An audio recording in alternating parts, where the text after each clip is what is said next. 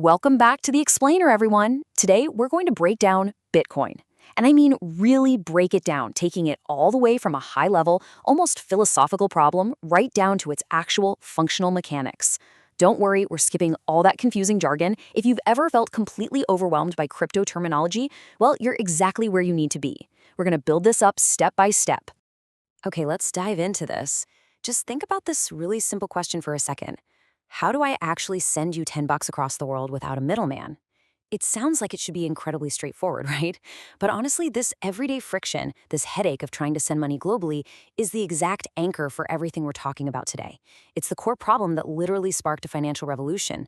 To truly get why this is such a massive problem, we have to look at how we handle money right now.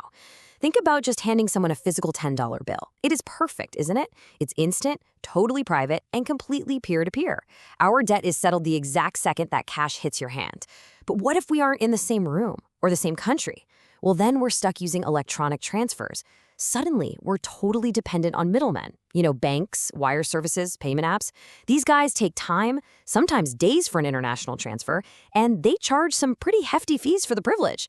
Plus, we just have to blindly trust them to process our money honestly. Because of all that friction, the world desperately needed a better way. The ideal solution?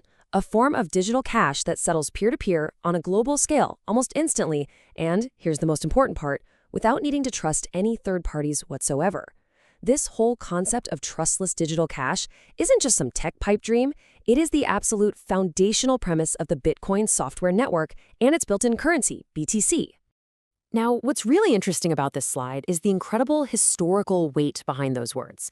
That is the opening line from the now famous October 2008 white paper by Satoshi Nakamoto, the completely unknown creator, or maybe a group of creators, we honestly still don't know. It reads, "A purely peer-to-peer version of electronic cash would allow online payments to be sent directly from one party to another without going through a financial institution." Talk about a bold mission statement.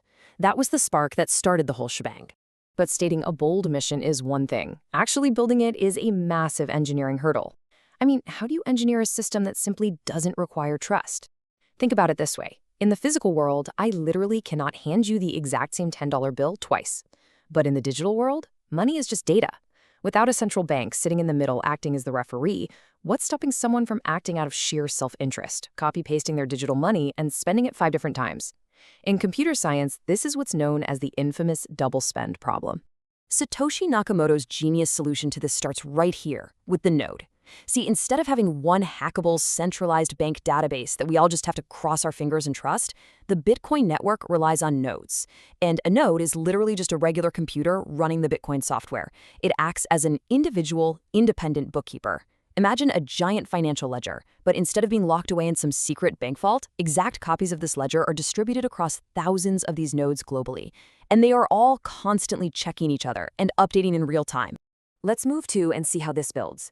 To keep all of these distributed ledgers perfectly synchronized all over the planet, the network uses a blockchain. Basically, every few minutes, these nodes verify a bunch of transactions and group them together into a block. Once that block is full, it gets permanently linked to the previous block using a really intense mathematical encoding process known as hashing. This creates a continuous, unbreakable sequence, literally a chain of blocks. And here is exactly why that hashing process is absolutely crucial for security. Let's say a bad actor tries to cheat the system. Maybe they try to go back and alter an old block to quietly give themselves a bunch of extra BTC. Well, the moment they do that, the underlying math breaks. Because the blocks are mathematically glued together, altering just one tiny piece of data in an old block means they'd have to recalculate and alter all the subsequent blocks at the exact same time. The rest of the network, those thousands of nodes, they instantly see the math doesn't add up and they just reject the fraudulent change. No way. This makes the ledger an immutable, completely tamper-proof record. Boom. The need for a central authority is gone.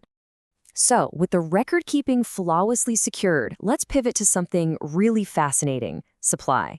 The number 21 million is absolute. The Bitcoin software hard-codes a strict, unbreakable cap of 21 million BTC that will ever exist, period. This is a profound direct contrast to traditional central banks. They can, and they endlessly do, print more fiat money, which, as we know, just devalues the cash in your pocket. But with Bitcoin, the scarcity is mathematically guaranteed. Now, You might be wondering who is actually doing all this heavy lifting to process these blocks and release that scarce supply. Well, that brings us to proof of work and a very specific group called miners. Miners are basically a specialized type of node, and they are financially incentivized to maintain the network security. They use immense computing power to essentially guess a massive random number. We're talking trillions of guesses per second, furiously competing against each other.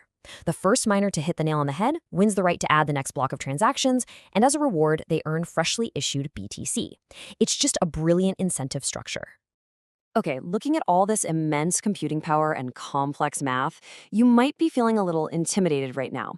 But honestly, reassure yourself. You absolutely do not need to be a node or a miner to use the network.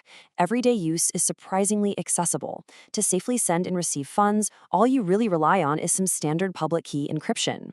And this brilliantly illustrates the process for the average user. It follows a super simple 3-step mathematical sequence. Step 1 is your private key. Think of this as your ultra-secret master password. The software uses that private key to mathematically generate step 2, your public key, which functions kind of like your bank account number. Finally, that public key goes through one more mathematical step to become step 3, your Bitcoin address. That's the scannable QR code you've probably seen people sharing. The absolutely critical takeaway here is that this math is strictly one way. You can easily generate a public address from a private key, but it is literally impossible to reverse engineer it the other way around, which means your private key must be guarded at all costs. So, to manage these super important keys, we use what's known as a Bitcoin wallet.